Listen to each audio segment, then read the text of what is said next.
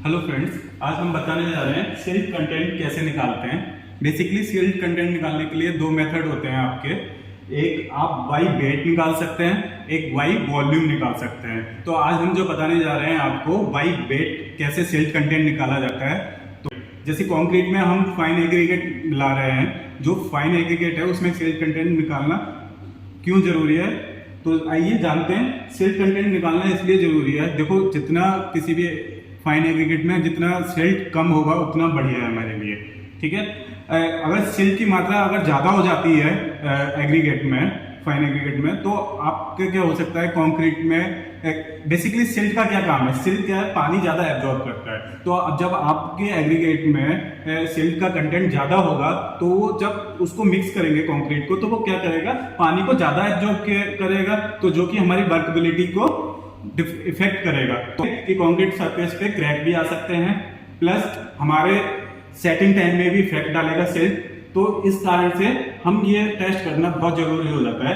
As a civil engineer आपको पता होना चाहिए कि सिल्ट कंटेंट कितना होना चाहिए फाइन एग्रीगेट में। तो बेसिकली जैसे आईएस कोड बोलता है, आपका सिल्ट कंटेंट 3% से ज्यादा नहीं होना चाहिए किसी भी एग्रीगेट में है। तो 3% से ज्यादा नहीं होना चाहिए, ये वाई वेट मेथड में। बट इसमें एक और क्लॉज है आपका सीपीडब्ल्यूडी की। आप जब उसका मैनुअल देखेंगे सीपीडब्ल्यूडी का, तो उसमें ये भी दे रखा है कि अगर आपका 8% तक मैक्सिमम आप ले सकते हैं, मगर वो कंडीशन उसमें अप्लाई होगी, वो वॉल्यूम वाले टेस्ट में भी आ जाता है सिल्क कंटेंट में। तो बेसिकली आपको बहुत इजी टेस्ट है, इसको आप घर पर भी कर सकते हैं। तो हमें जो एपरेटस रिक्वायर्ड है वो आप देख सकते हैं। वेइंग मशीन चाहिए, ओवन चाहिए, और प्लस एक 75 माइक्रोन की सीप चाहिए हमें।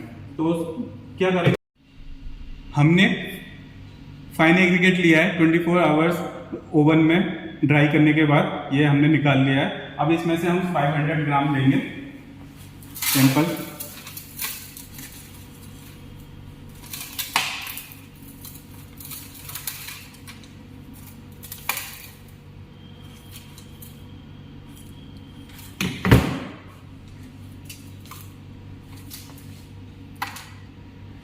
फाइव 500 ग्राम सैंपल ले लिया है। अब बेसिकली क्या करेंगे, इसको वॉश करेंगे 75 माइक्रोन की सीप में डालने के बाद इस सैंपल को।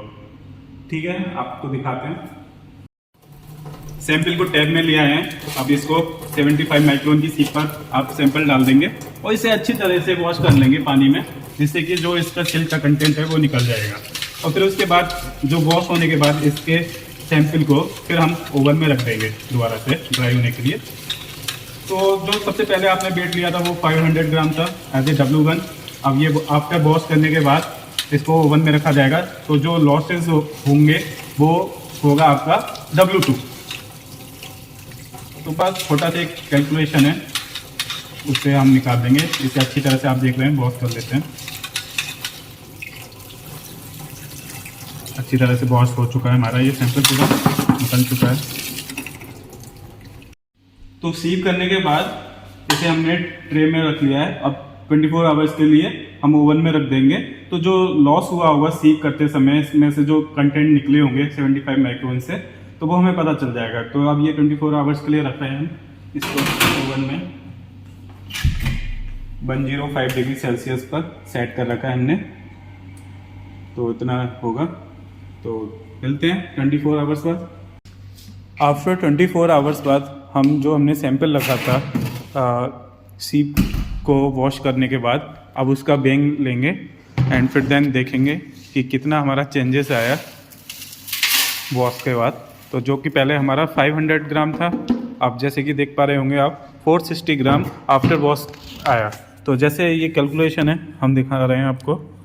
तो सैंपल ऑफ वेट हमने कितना लिया था आपका 500 ग्राम, एंड आफ्टर वॉश जो आपने देखा है 460 ग्राम। तो इसके लिए एक फॉर्मूला है W1 minus W2 W/W into 100। W1 क्या होगा, हमारा जो sample of weight, and W2 sample of wash weight. तो यहाँ पे इसको सॉल्व कर लेंगे। 500 माइनस 460 अपॉन 500 इंटू 100, जो कि हमारा आएगा, यहाँ पर कैलकुलेट करते हैं इसे,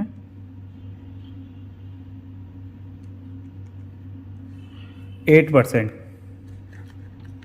तो जो कि जिस हिसाब से क्राइटेरिया है जो हमने पढ़ा था सिल्ट कंटेंट का बाई वेट 3% से ज़्यादा नहीं होना चाहिए।